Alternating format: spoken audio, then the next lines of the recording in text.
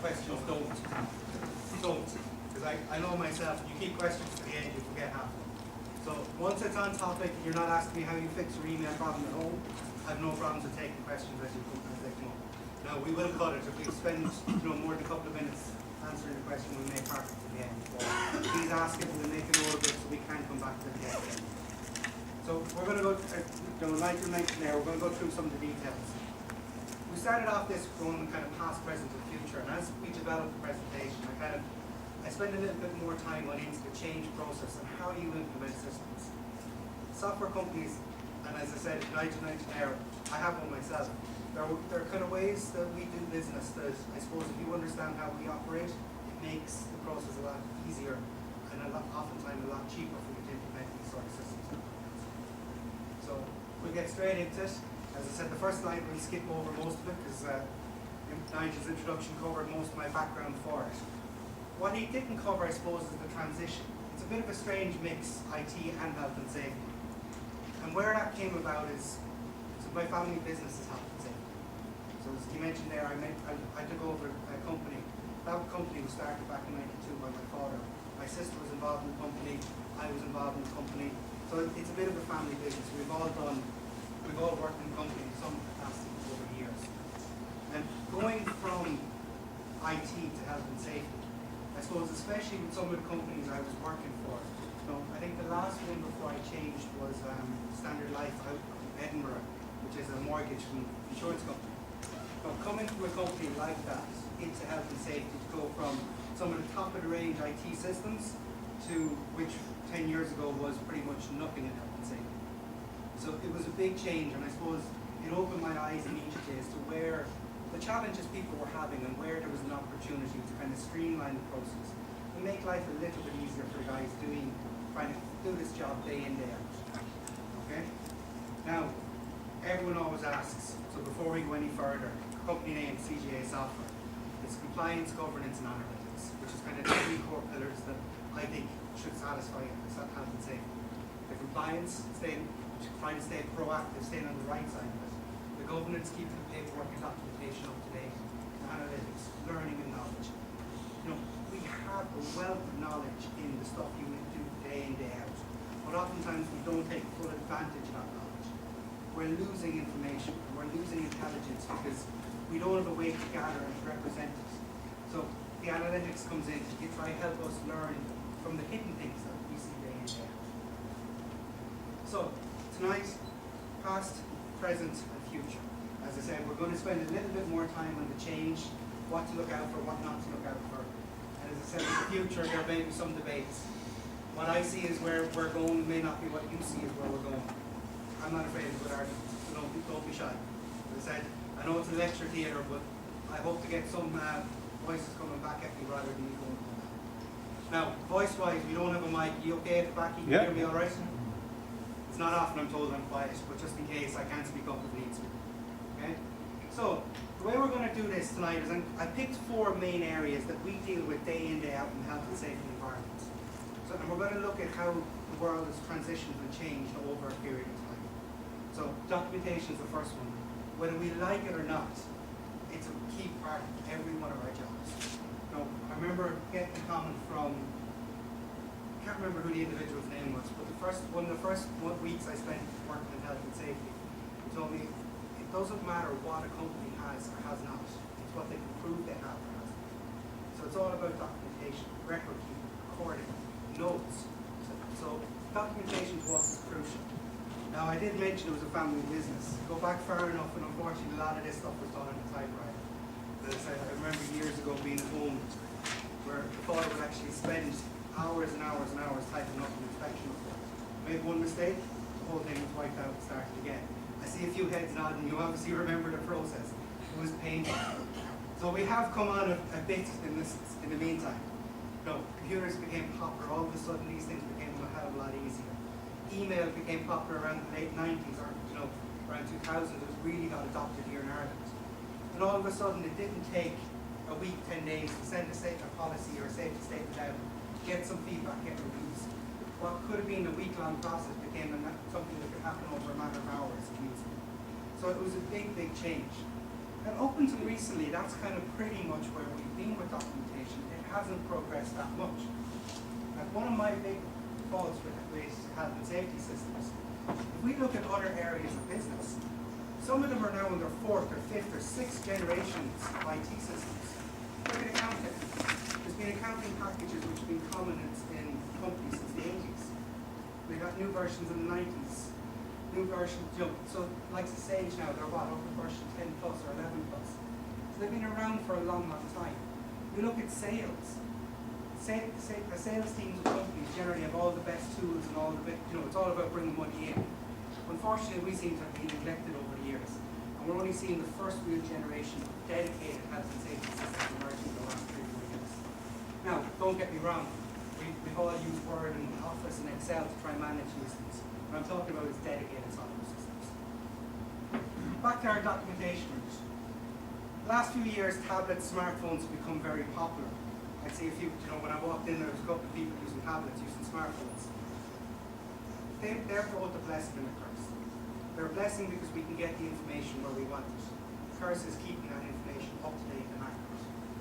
Now, if you start emailing documents around, how many times have you edited a document that wasn't the most recent version and end up redoing it again? So there are some tools out there to make your life easier. Some of you probably use them, things, like the Dropbox. It's a very common file sharing platform. You edit it on your computer, you edit it on your smartphone, you edit it on your tablet, whatever the case may be. The document is always up to date and accurate. That's Google Drive and Microsoft SkyDrive. They all work around the same principle. I suppose from a documentation perspective, I have one issue with this. Documents and Excel files are relatively dumb documents. There's no intelligence put in behind it. So if you do a risk assessment and you create your recommendations, remedial or corrective actions, unless you take a dedicated process and do something with them, they're just words on a page. They're not put to good use. So what's missing from a lot of this is what I call context. A word processor doesn't understand whether a document is a risk assessment or a policy. Does the policy need to be reviewed every year? Does the risk assessment need to be actioned or maintained? So when we're looking at documentation systems, I suppose I always look for context. What is it going to do with that information other than what a Word document would be? How can it take that information and make it useful, make it relevant, and make it more beneficial for me to use it? Now, I mentioned the risk assessment there, so I'm just going to show you one little thing here. So here's a simple little risk assessment full control form. In this one though, we actually have the option to action recommendations or remedial actions. So literally, don't you love technology? Come on. There we go. As I create new controls, as I do my risk assessment, we say,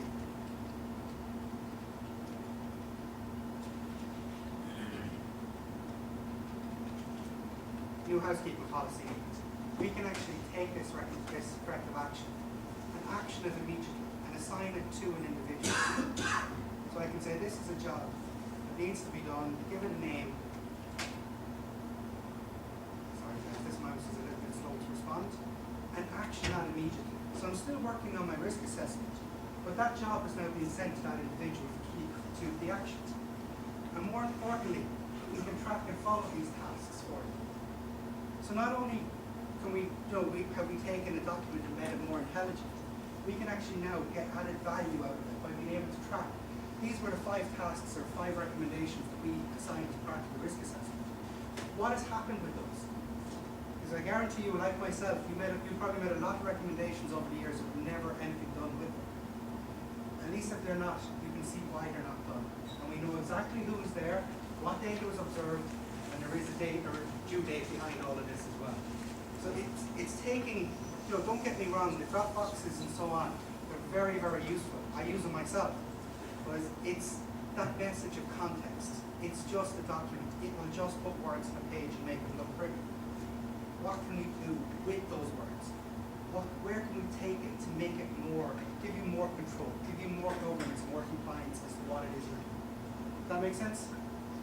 So as I said, I'm going to show you a couple of examples. I mentioned to the guys at the start, I'm much more of a show person than a tell person. I'm a big believer, picture speaks 1,000 words. So if I can show you one or two examples. Now there are some things here tonight that I'm going to show you, and unfortunately some of them are prototypes and beta products, so I suppose all of us IT people are always nervous. So some of you may remember years and years ago when Bill Gates released Windows 95. He was speaking to an auditorium of 5,000 plus people, and the whole system crashed. So I suppose it's a lesson we've all learned. So I'll throw the warning out there. If something happens to one of our little test products here that we're showing, or beta examples, a few people spotted my car in the way, and I'll explain it in a while. These are, a lot of this stuff is only just kind of being in beta stage or so on. So, as I said, we give you a little bit of breathing space on it. We give you an idea of what. So that's documentation. Do anything different in documentation? Do you have, can you see something different and where it's going than what I see it where it's going? And that control and tracking, tracing information. So, yeah, I mean, I was interested in what you showed exactly. Because I think it was scheduled as the only way to make that adjustment. So, Where, I suppose I'm conscious not to dwell on something, but the likes of that can track and trace. If you want to set up your corporate policy to review risk assessments every 12 months, this will track and say these are the risk assessments that need to be done this month or next month or whatever. But you can follow progress over time. I'm going to show you a little bit about the analytics side of it in a minute. And it's very nice to see how things change over time and how graphing information gives you a different perspective on what it is you're doing. Excuse me. The way you were doing that, can you, usually if a risk assessment is done, somebody has to check it and somebody has to approve it, and usually they put comments and they send them back and say change this or whatever. That full review process can happen it's a step-by-step process. So, again, I can, I suppose, if you want, I can show you a little bit more in a while. But there is, we do something similar in the audit where it's literally the audit is done, there's a review process, there's a comment, and there's a distribution process. So, I suppose what a lot of these management systems do is try take away a lot of the administrative stuff. Especially when I sit down to design some of the stuff we build, I suppose I'm very conscious. No system I ever build is going to be as intelligent as you. You cannot substitute human beings in what we're doing. But you sitting there doing 3-4 hours of paperwork is a waste of your time when you could be out taking a more proactive approach. So that's where I really try concentrate on. Let you make the intelligent decisions. Let the system take care of the administration, the distribution, the PDFing, the formatting, so that you don't have to worry about it. So set alarms on those corrective actions. If they're not done within a week, instead of you going in tracking and trying to manage it, let the system tell you that Alma has failed her job and hasn't implemented the change you recommended. So let the system proactively guide you so that you don't have to be going in wasting your time doing the simple checks over and over again. Okay? One of the other things, training. That word competency is thrown out an awful lot in health and safety. I guarantee if I read every single one of your safety statements, it's probably in every fourth line. Competent employees. Training is one part of that competency. Of course, we all know experience is the other. And yes, the humble training did start with the overhead projector. Some of my early first aid courses and stuff were delivered on overhead projectors. So that's where my training. If we go back to the previous one, typewriter. Thankfully, touch wood, I never had to type out a safety statement on an old-fashioned typewriter. But I did have to deliver training courses. They changed again probably around the late 90s. Like projectors were around from the early 90s, but they were upwards of $5 grand. You wanted an independent course to lift them. They were big, heavy things. So I suppose that over time they've gotten cheaper and cheaper, more practical, and because of that it's made it much, much easier for companies to deliver effective training. Now, we'll talk about the medium that we deliver on in a minute. Some of you probably noticed I'm not using PowerPoint. Some of you may be familiar with it, some of you may not. This is kind of what they're calling the next generation of presentations. It's not just that standard linear, it's a little bit more proactive. So we can talk about it in a minute. When it comes to training delivery, we talked, Sabine mentioned it one of the first things when she came in was talking about Moodle. A lot of my IT colleagues think these Moodle and these online training platforms are the future of training in health and safety. And I don't know, maybe it's the old trainer in me that disagrees completely. Again, a person standing in front of the room that can connect with people, who can tell those stories, and you can never get that across in an automated kind of online learning platform. Yes, if you need to deliver a simple safety awareness course to 1,000 people, it might do the trick. There's no way it leverages a first aid course or forklifts, operators, fire warden, any of that stuff. To me, it always has to be face to face. So I can see the projector being in use for a good few years to come. Yes. As I said, how we do things may change from the PowerPoints, the fancier prezzies. There's a few more of these type of things out there. But where I actually see technology really helping in training is in our documentation and our record keeping after the fact. Certificates are always required. And over the last few years, I've seen a lot of companies develop these sort of Excel matrices for maintaining training records. Most of you probably have some form of it or other in your companies as is. Would I be right? Yeah. So don't get me wrong, it's a hell of a lot better than what we used to have. As I said, I used to be a consultant and I used to have a lot of clients, so we used to go in and do audits an awful lot for them. And literally the amount of time clients would waste going through filing cabinets looking for qualifications, what's in date, what's not in date, so on and so forth. So this is a big step forward. But it's still a passive system. Unless you're going in checking it, it's relatively, you want to go in and check it regularly to see what's gone red, what's still yellow, what's green. So again, by a management system, and there's tons of training ones out there. Literally, I could spend a month talking about different training systems. Try taking a more proactive approach when it comes to management, to training. Instead of you doing all the hard work, let the system do the hard work for you. And again, as I said, I'm going to show you a few toys. We'll do this part in part, so you can see some of it. I'm sorry about this if it's a bit blurry. Standard employee ID card, modern smartphone. Straight away, all my information is available. Fairly straightforward. There you go. What's important with this one is straight away from anywhere, I can put up all my training qualifications, my certificates, what's in date, what's out of date, what's expired. So instead of being something that's purely office-based, we now can take this and go mobile with it. So as you're down on the factory floor or out in a remote site, you can actually take this and get all the information you need here and now, rather than dependent on what does the filing cabinet say or what does the Excel file say. So it's, that's where I can see a lot of the training going in the future. It's giving you that information here and now, where you actually want it, rather than down the road, going back to the office to look it up. Like, how many of you would actually go back to an office to check whether a person has the right qualifications or not? Very few. Now I'm going to show you another toy. Back where you're So George, is that information on the card or It's on the phone, signature service. card? So it's the card is kind of like an identifier. So again, this is what I call a kind of a more of a proactive approach to this. So we can pull up the training records. But what about the guys in the storeroom or stockroom environment? And we can take an active approach. So there's Alma's ID. I can scan her ID and scan her harness. And those of you who are there in front of me will see there's a warning sign on the phone. Go back. I didn't turn the phone at the same time. Nice. Where am I? The warning sign on the front of the phone saying, do not check out this piece of equipment because she doesn't have the qualifications to use it. So you can see it there. So straight away your storeroom guy, your stockroom guy is getting that warning.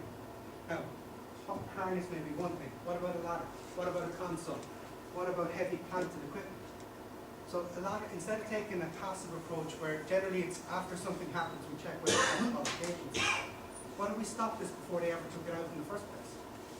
And to me, that's one of the, it's one of the common problems we have in industry is controlling who uses equipment and who doesn't. Do they have the right qualifications for that? And as I said, we may come back to this a little bit more in a while when it comes to the car. As I said, the car is based on that sort of principle as well, is do we have the right qualifications to operate? So, any questions on that sort of stuff before we move away from trading.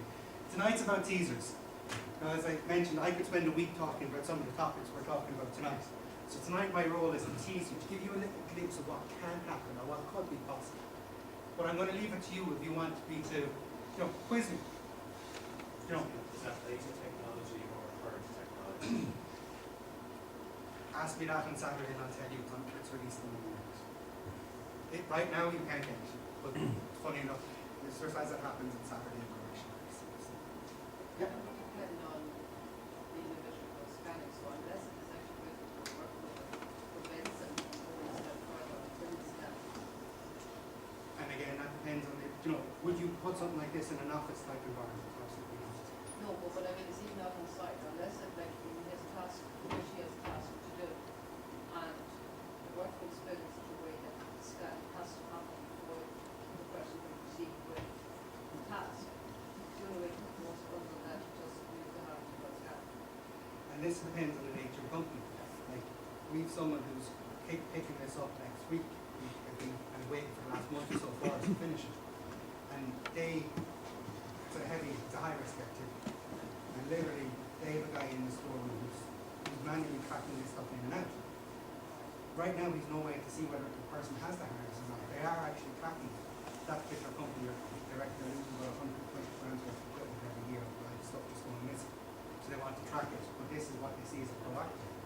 So, That's context, a different context. it depends on the environment that you're working in.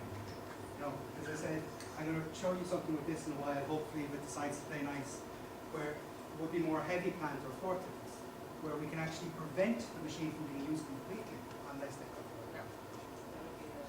So it's not that it's scanned when it's checked out, but unless they scan a proper card and they have the right qualifications, it's not going to respond for it.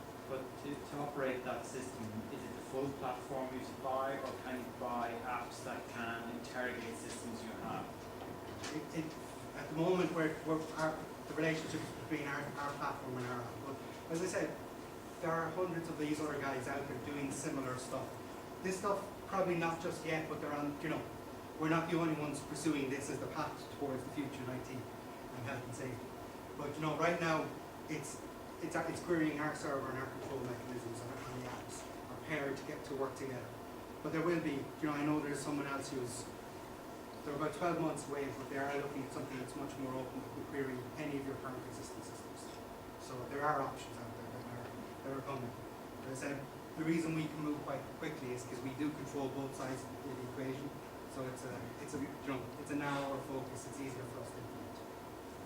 Okay. That answer your question? Yeah. And just in terms of your reading something off the harness, I presume it's RFID or something like that. Exactly what it is. All right, and you're using NFC on the phone then to pick it up. So I presume you can use that application pretty much anywhere on site in terms of patrols or anything of that. Absolutely. Even with this, we've gotten a few queries lately in ATEX zones and bits and pieces, and we actually have sourced ATEX-friendly devices and tags that can be used inside. And you can set parameters and exceptions. Absolutely. Like this is another one here. It's on my drill. Yeah. But literally, I can do the very same thing. I'm walking along, I can get my drills records, all its inspection details, whether it's in service, whether it's gone through its maintenance. So pat testing, things like that. Absolutely. Very good.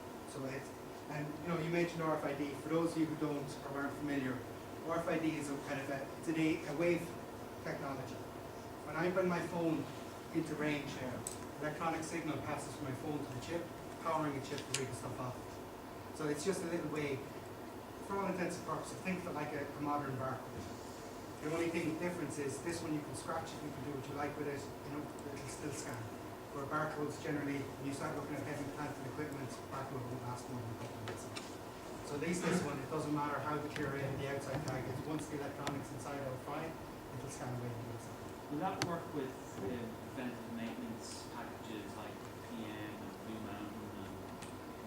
Again, I don't know where they are in this process, but again, we have the same implementation for preventive maintenance and reactive maintenance too. So you look at instead of doing paperwork, you go around, even simple little things like fire extinguisher inspections. Being able to walk over, scan it, do your inspection there and then move on, scan the next one, do your inspection. before you even get back to the office, all your maintenance forms and inspection details are all updated waiting for you. So you can remove the paperwork out of the equation. Sorry, and just in terms of the RFID then, I presume you can use a geographical kind of an interface so that if something steps outside a boundary. Geolocation. Yeah, how do you do that? Is that wireless networks or? It depends on the technology. There's another company that we talked about in a while who are based in the US who are doing some very interesting stuff in that, in the mining side of things, where they actually are tracking individuals with positions inside mines and who's allowed in certain zones and who's not allowed in certain zones. Yeah. So it's a very, as I said, that's their area of expertise. They do a great job. So I'll actually talk about this more now when we get time. So again, you start to see the training side of it. I see the future being kind of where we are, human-based, knowledge and experience. The training records, however, I think there is some more scope for improvements in how we do things. Next one, inspections. Whether we like it or not, every single one of you probably carries out 2 or 3 different inspections every week, if not 20 or 30. It's one of the cornerstones of health and safety. It's often described as how we stay connected to what's actually happening. And yes, unfortunately, like a lot of things, it used to be very paper-based. So, and to a large degree it probably is. Most of you probably would print inspection reports and pass them if needs be. We're improving a little bit, but I know my old office isn't quite that bad, but I know we did 20 plus years of inspection reports piled up in the storage room. And I suppose my problem again is go back to some of the other things I've mentioned. There's a wealth of knowledge in there that you couldn't teach a person that's been lost because we can't access it, we can't reference it, we can't look it up when we want to. So like I said, definitely if I take out our example, I know there's inspection reports my father did back in the 90s. There's stuff my sister did, there's stuff I did. We had a team, another 2 or 3 guys on the road as well. There's a whole wealth of knowledge, but we're not actually, we can't do anything with it. There's no way that we can look up and we can cross-reference multiple inspections. We could, but we'd spend all day doing it. So it used to be very paper-based. About 2-3 years ago, inspection apps started appearing in smartphones and tablets.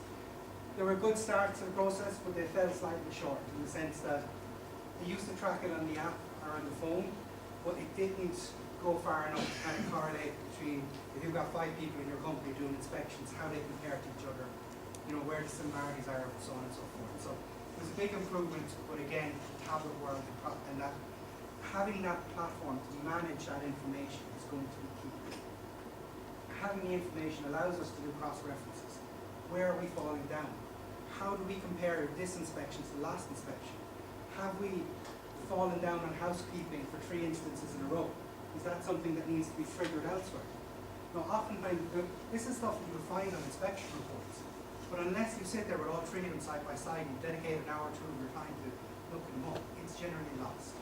So having something to do all that hard work for you and present it to you in a nice little graph gives you a lot of information immediately. Now, I won't dwell on this too much because I actually do have a little demo for this in a minute, so I'll talk through it. Incidents is another one. I was sitting there during the week going, technology and incidents, what did we used to use? Pretty much the most I could come up with was a phone. And that's what, and even at that, we were doing lucky to have it. I remember some of the early first aid courses I used to give was always about going to the side office for a phone call, or going to, in a public setting, was going to the neighbour's house to make a phone. So mobile phones were a big step. Here's where we can have some big advantages. Take that scan I did there a minute ago. I can pull up medical information, emergency contact details for that individual. So I can go over to a person on the floor, scan them and go, hang on, this person is epileptic. Do they have an EpiPen? No, that's information I can get here and now. Yes, it's probably back in an office on their orientation form, but again, that's not what you want to be doing when someone's lying on the floor in front of you. So being able to access that information is crucial. The second part of that, the emergency procedures. We don't do this ourselves. There's a company now in Cork who are kind of pioneering this. They're making some ripples in the world with kind of their emergency